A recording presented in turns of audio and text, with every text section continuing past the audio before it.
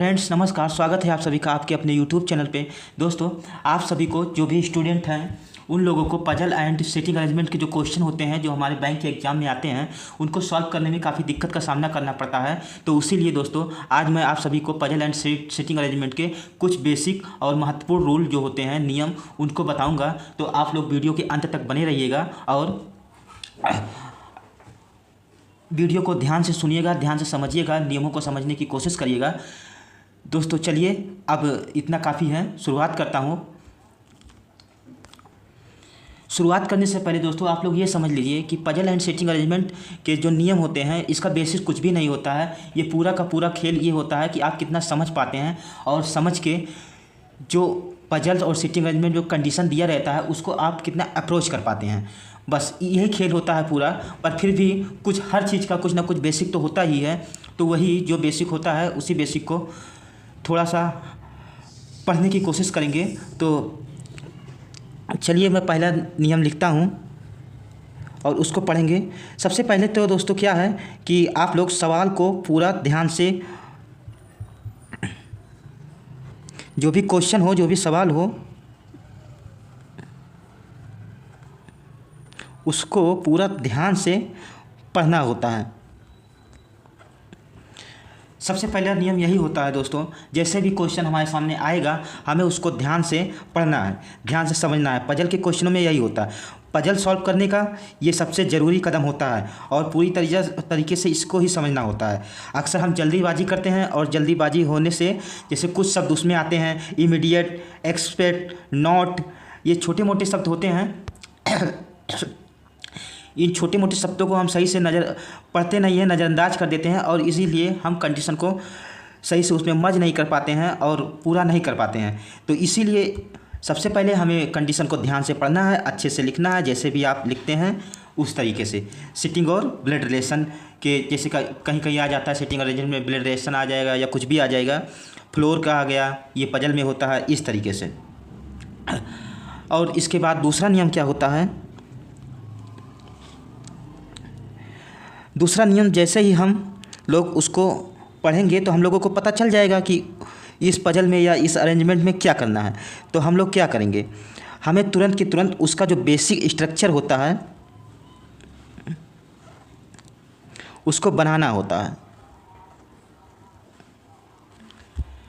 Basic structure का मतलब क्या हुआ, जैसे हमने पढ़ा और उसको समझ में आ गया हमें कि ये करना है, ये कौन सी पजल आई है, जैसे वीक बेस पजल आई है, मंथ बेस पजल आई है, तो उसका, या सीटिंग अरेंजमेंट में सर्कुलर आया है या फिर स्क्वायर आया है या रेक्टेंगल आया है, तो हमें इसको पढ़ने के बाद ही पता चलता है। तो उसका फिर हमें बेसिक स्ट्रक्चर बनाना होता है।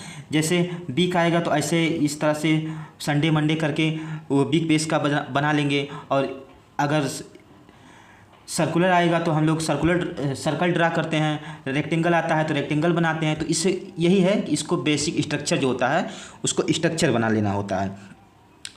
उसके बाद हमें क्या करना है, उसके बाद क्या करना होता है दोस्तों, जो कंडीशन होता है, मतलब जो जानकारी होती है, सीधा सीधा जो जानकारी उसमें दिया गया होता है उसको या तो फुलफिल करना होता है या नोट करना होता है। सबसे पहले हमें यही काम करना होता है।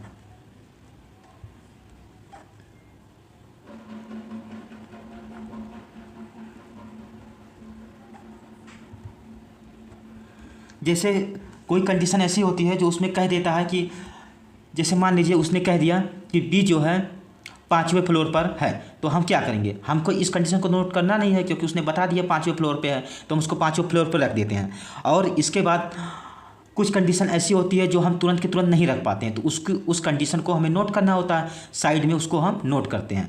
कंडीशन को नोट करने का अपना ही तरीका होता है, सबका अलग अलग तरीका होता है। तो इस तरीके से दोस्तों ये जो फिक्स होता है उसको फिक्स रखते हैं, जो फिक्स नहीं होता है उसको नहीं रखते हैं। इसका मतलब ये हो गया। और चौथा सबसे महत्वपूर्ण जो होता है वो हमारा होता है कि जो संभावनाएं होती हैं, जो संभावनाएं बन के आता है, एक संभावना, दो संभावना, उसको अलग अलग बनाना होता है। अगर मर्ज करने वाले संभावना है या उसको जो पॉसिबिलिटी है उसको रिड्यूस करने वाला है तो रिड्यूस कर देंगे।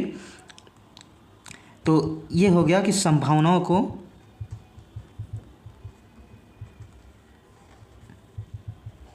बनाएं, मतलब संभावनाओं को मुझे बनाना होता है। अगर रिड्यूस करना होगा तो हम तो रिड्यूस करेंगे, नहीं रिड्यूस करना होगा तो नहीं रिड्यूस करेंगे।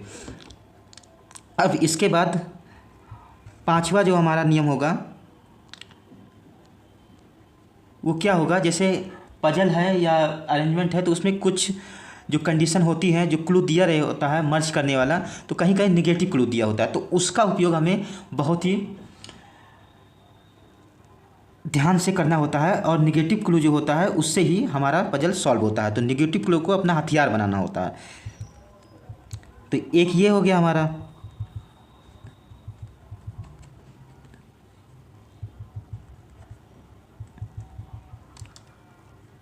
अपना हथियार बनाना होता है, जो भी है।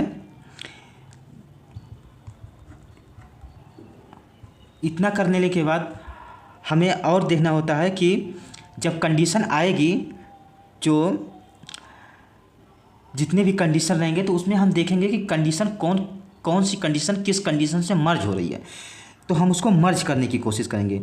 मतलब कि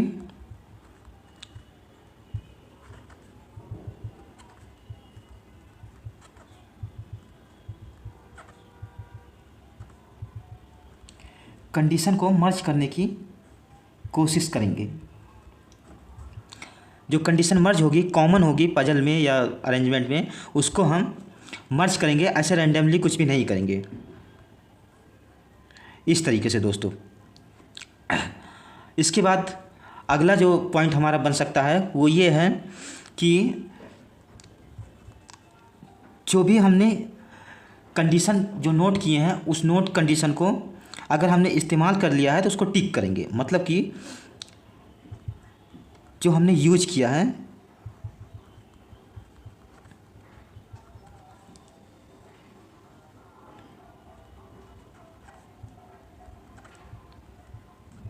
यूज किए गए क्लू को जब हम पजल में यूज कर लेते हैं, जो भी कंडीशन है, तो उसको हमें मार्क करना होता है। जब हम मार्क कर देंगे कि ये हमारा हो गया तो हम कंफ्यूज नहीं होंगे, अन्यथा वो ऐसे रहेगा तो हम लोग कंफ्यूज हो जाते हैं।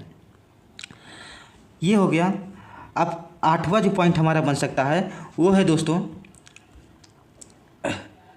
कि जब हमने बना लिया है तो एक बार अगर हमारे पास टाइम बचा रहता है तो क्या करेंगे, उसको एक बार क्रॉस चेक करेंगे, सारी कंडीशन सही है कि नहीं, सही से बना है या नहीं बना है, उसको क्रॉस चेक करेंगे। वैसे बनाते टाइम हम लोग क्रॉस चेक हो ही जाता है, उसमें क्रॉस चेक करने की कोई ज़रूरत पड़ती नहीं है, पर फिर भी ये पॉइंट बन रहा है कि क्रॉस चेक करना होता है। अगला जो पॉइंट बनता है वो इन सब चीज़ों को कर लेने के बाद, सीख लेने के बाद हमें क्या करना होता है। इसके बाद हम कुछ भी नहीं करेंगे। जब इतनी चीज़ें आ गई तो सिर्फ और सिर्फ अभ्यास करेंगे बस। ज़्यादा से ज़्यादा पजल को सॉल्व करेंगे, ज़्यादा से ज़्यादा सीटिंग अरेंजमेंट को सॉल्व करेंगे और हमें समझ में आता जाएगा। जितना ज़्यादा सॉल्व करेंगे, जितना ज़्यादा अभ्यास करेंगे, उतना ही बनेगा। पजल और सीटिंग अरेंजमेंट ये कुछ भी नहीं है, मैंने पहले ही कहा, इसका कोई बेसिक होता भी नहीं है। बेसिक क्या होता है, सिर्फ कंडीशन को रखना होता है। जैसे उसने कह दिया कि लेफ़्ट है राइट है, तो इतना तो सबको पता होता है कौन लेफ़्ट होगा कौन राइट होगा।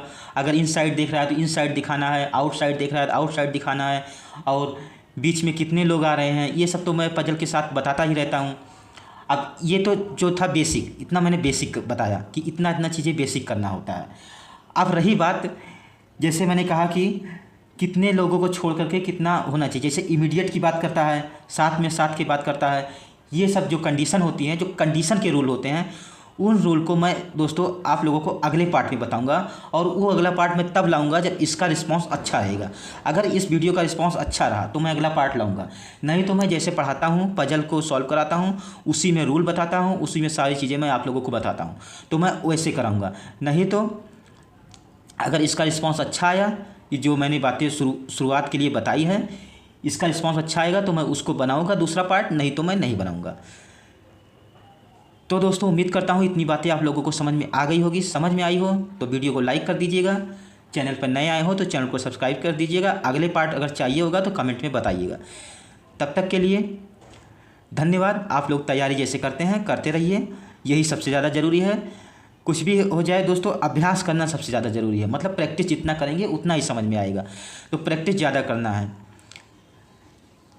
धन्यवाद दोस्तों, मिलूँगा मैं अगले क्लास में, उसमें मैं पजल करवा रहूँगा। और इसका अगला पार्ट तभी आएगा जब आप लोग इसका रिस्पॉन्स अच्छा देंगे। Thank you so much.